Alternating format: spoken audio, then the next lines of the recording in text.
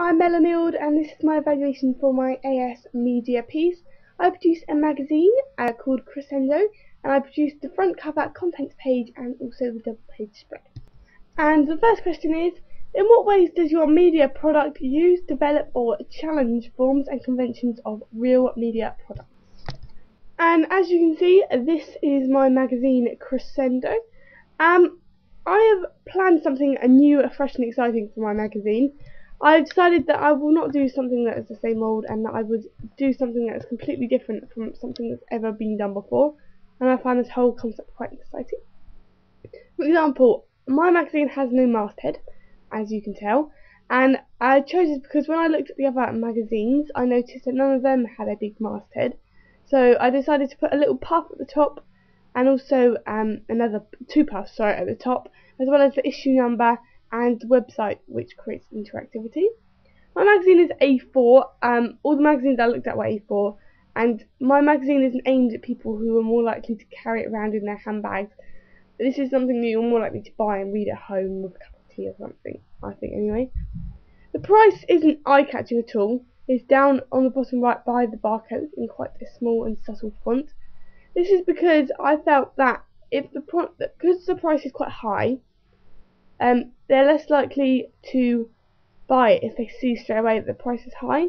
Whereas if the audience was to take it to the checkout and then find the price was high, they're more likely to buy it at last minute. As I said, the price is quite high on my magazine, especially compared to everyone else in my groups. When I looked at other magazines, most of them were around the region of £5, but my questionnaire indicated that no one wanted to pay that much from people I asked, so I reduced it to £2.50, which seems quite expensive, but compared to the rest of the magazines, this is actually quite cheap. Question 2 is, how does your media product represent particular social groups? You can now see all my pictures that I've taken, which represent groups because that's how they've been taken. As you can see, there are no black people in my pictures. That is to represent the ethnicity on the Isle of Wight.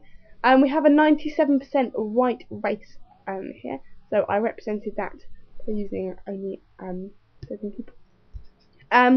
Also, the age of people is fairly young in my images. The oldest person is around 30, so it shows that it's for a younger audience. It's more likely to be picked up by sort of younger people than older people, so it applies to the younger audience more. I think this is a good thing, as that's who my target audience are. Pretty much all of my pictures are of women. I thought that this would mean that my target audience would be women, because pictures of women are not shown in a sexual way, so it doesn't connote or denote that women are sexual in any way. They are taken purely pretty pictures, as you could say. But this means that it can apply to both sexes, which is good, and it doesn't represent the either gender in a negative way, because both images of the man, all images of the man are non-sexual as well. So it doesn't really represent them in any different way. This picture I've taken, I took it of Aberfield Beach, which is by where I live, so I went out and took a picture. I think it represents the classical music industry quite well, as most people that like to listen to classical music are people who like to relax, like me, and classical music is a way out to relax and get away from the stress of day-to-day life, so that's quite good. This is featured in the contents page as an article about where to listen to classical music. And the third question is, what kind of media institution might distribute your media product and why?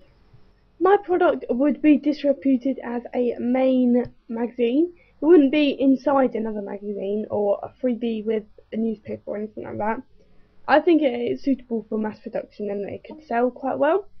The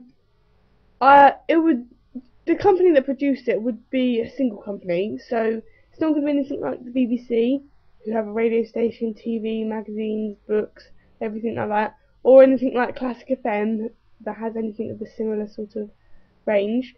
The company that makes mine will be small. The only money they would get would be for my magazine, and I think that they could make it for my magazine. because my magazine is a serious ongoing thing. It doesn't come free with anything, it doesn't come along with anything. It's not something you get put through your door.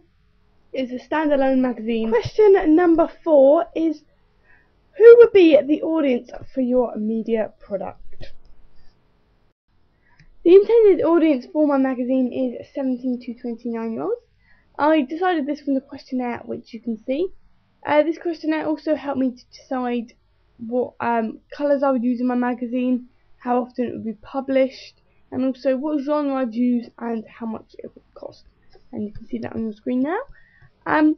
My magazine is it shows interactivity because on the front cover I have seen, as you can see, I've linked Facebook and Twitter symbols to show that you can follow and befriend us on Facebook and Twitter. Also on the contents, which you can now see, I have included a follow us on Twitter badge, which I made, and it says search for Crescendo UK, which means you can search for that and we will pop up on Facebook and Twitter, and you can see all the latest gossip from our magazine and what's going on. This is good because it will appeal to the audience more. People my age and a little bit above are gradually more and more wanting to see things online, and less want to buy magazines. So this is how we can still gain an audience from that. The audience is 17 to 29 year olds. It could also appeal to older people as well who want to see something new and fresh. It would not be degrading to be reading my magazine because it could also appeal to them too. It's classical, so it's quite specialist, a niche audience, very, very niche audience, not very eclectic at all. It's very the highbrow of the community. I think my magazine would appeal to your ABs and C1s in the British grading scale. Style comes with my magazine. If you don't have the style, you probably won't have my magazine because it's quite stylish. It's quite expensive as well, which shows that it's quite posh. If you're not interested in classical music, you won't buy it because it's all about that. You need to know your terminology. As you can see on the front page, there's all sorts of technological words which link into classical music. So if you don't know what they mean, you're not going to buy it. Everyone that reads my magazine will have to have some sort of education. As I've said before, there are technical terms, so if you don't have an education, you're going to have to you're not going to know what it means, and you're going to have to guess with a lot of it. So people that read my magazine will probably be highly educated people that went to uni, definitely did A levels, probably GCSEs as well. So it'd be people that are really quite well educated, because even though everything's written in a simplistic term, there are very technical words which are quite important inside the sentences. It's like in quite a relaxed manner though, which is nice I think, because you don't have to keep worrying about everything when you're reading it. You can relax and kick back, and you won't have to think hard to understand the humour, if there is any, or to understand what's going on. You don't need to think hard, you just need to know what the words mean. Question number 5 in my evaluation is, how did you attract and address your audience? By making it look attractive. The original things like colours and freebies have all been done before. In my research on my blog, I show how every magazine I looked at that was in the classical genre, especially Classic FM, had a big free CD attached to the bottom left corner. And I originally decided that I wasn't going to do a freebie because I didn't like the CD idea. I thought it took up too much room, it's a waste of space, and everything like that. But after thinking about it and talking with my tutors about it, I decided that adding a freebie would be a good idea because it could draw more audience in. But instead of adding a big CD like on the others, I made it less subtle, and I also added free download. So it's something you can use again and again and again, and a free download of a classical track which is live, so it's exclusive to the magazine, so no one else will be able to get it unless you get the code from the magazine.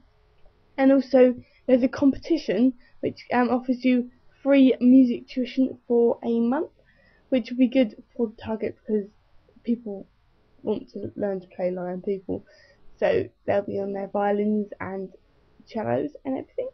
I've also used bright colours, like in all of my models I looked at. Red was very prominent, so I decided to carry this across and made a sort of pinky red, but mainly red colour my main colour for it all. So that's the title font and every sort of important font in my magazine. Also, as before, I included Twitter and Facebook logs. Also, as you can